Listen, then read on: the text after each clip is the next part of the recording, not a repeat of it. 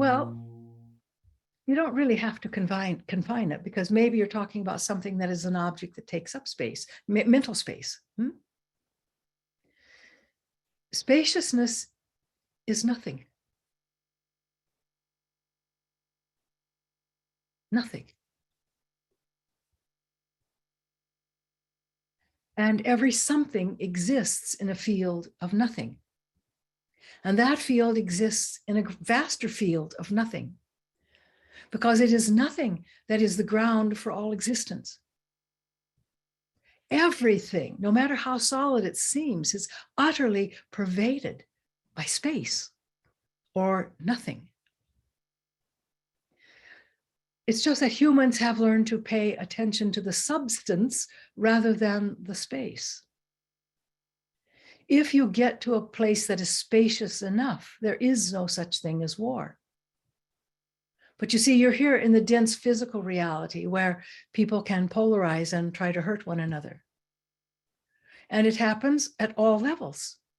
You know, sometimes it happens in a schoolroom where a teacher is maybe tired and doesn't feel good that day and lets out a caustic remark that wounds a student. Maybe the student was acting out, but maybe it was just a little too caustic, you know. Or it happens, some of you go to see your medical doctor and he or she is tired and has handling too many cases now, and they don't show you the kind of respect that you'd like to be shown with whatever maybe they seem like they're not interested, you know, or maybe they're on the computer looking for quick answers for you. Those things are painful. And it happens at all different levels. Sometimes it's not intentional, often it's not.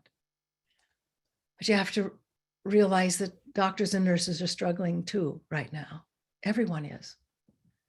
And so there is this tendency to see self as somehow different from all these other things, you see.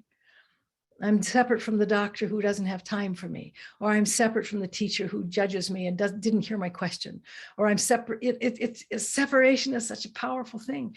And yet dualities must exist. That's the way this reality is unfolding. It is in dualities. And as my dear friend, the Vietnamese monk who recently died, Thich Nhat Hanh, used to always tell his students, no mud, no lotus. Oh, he said, the mud stinks, but the fragrance of the lotus is utterly heavenly. But without that fetid mud, the lotus doesn't grow. So you can't have the lotus without the mud. And that's really what I think you're seeing here. And you see it at so many different levels of what it is to be in physical reality. There's a lot of mud. And you're right, it smells foul. But what's trying to bloom right now is the lotus of a greater we. And you can participate in it. It's very spacious. It's very spacious.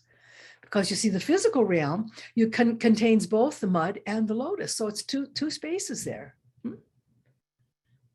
It contains also the fragrance of the mud and the fragrance of the lotus. And they are not at all alike. So you see, even, I think in that lecture I said, you know, even the great space between subject and object, myself and other, can be transcended if you go into a vaster space. And you see, from the Russian president, he's the subject, and the object, which he keeps objectified, are all the people that are paying the price. It's not just the Ukrainians. His people are dying too. You know, and over 7,000, closer to 8,000 now, people have been put in prison in Russia for protesting the war. He doesn't care. So not much spaciousness in the field of what should be his heart. That means you have to make your hearts more spacious, you see. I hope that's helpful.